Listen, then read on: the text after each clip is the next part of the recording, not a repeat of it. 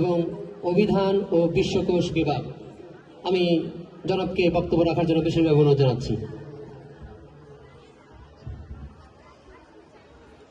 ঐতিহ্যবাহী গোসাইবাড়ি আমির উদ্দিন আইজউদ্দিন উচ্চ বিদ্যালয়ে আয়োজিত ডাক্তার ওয়াসিম ওয়ালেদা বৃত্তি প্রদান, অধ্যাপক ডাক্তার মোহাম্মদ জাকির হোসেন গণগ্রন্থাগার পরিদর্শন, করিম বক্স ওয়াসিম উদ্দিন বালিকা উচ্চ বিদ্যালয় পরিদর্শন, ফ্রি মেডিকেল ক্যাম্প উদ্বোধন এবং এই এলাকার অভিভাবক, শিক্ষক ও সুধীবর্গের মত বিনিময় সভার আয়োজনে সবাইকে স্বাগত জানাই। এখানে উপস্থিত আছেন প্রধান অতিথি হিসাবে বগুড়া জেলা প্রশাসক জনাব হোসনা আফরোজা, বিশেষ অতিথিবৃন্দ, সম্মানিত সভাপতি, সুধীবৃন্দ ও সুপ্রিয় শিক্ষার্থী বন্ধুগণ। আজ যারা শিক্ষাবৃত্তি পাবে তাদেরকে অভিনন্দন জানাই। শিক্ষাবৃত্তি অবশ্যই শিক্ষার্থীদেরকে উৎসাহিত করে, শিক্ষা গ্রহণে আগ্রহী করে তোলে।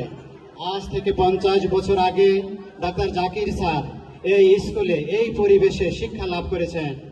শিক্ষা মানুষকে উন্নত করে, জ্ঞানী করে, মহৎ করে।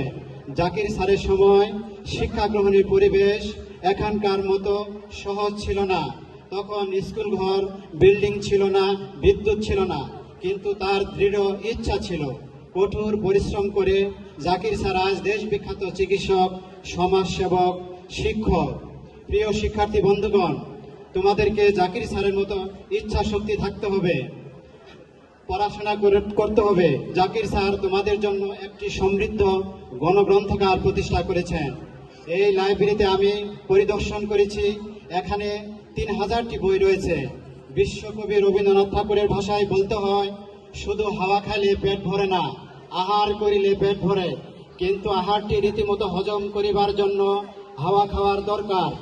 তেমনি একটি শিক্ষা পুস্তককে রীতিমতো হজম করিতে অনেকগুলো পাঠ্যপুস্তকের সাহায্য আবশ্যক।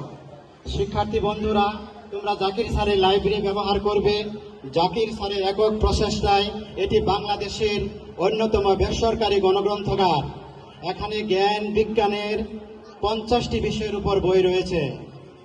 সঞ্চালক বন্ধু আমার সম্পর্কে একটু ইঙ্গিত দিয়েছেন যে আমি বাংলা একাডেমির অফিসার।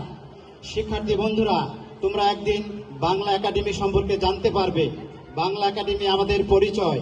আমরা যে বাংলায় কথা বলি, বাংলা যে আমাদের ভাষা, আমরা যে বাংলাদেশি, এই পরিচয়ের উৎস যদি আমরা খুঁজি তাহলে বাংলা একাডেমিতে যেতে হবে।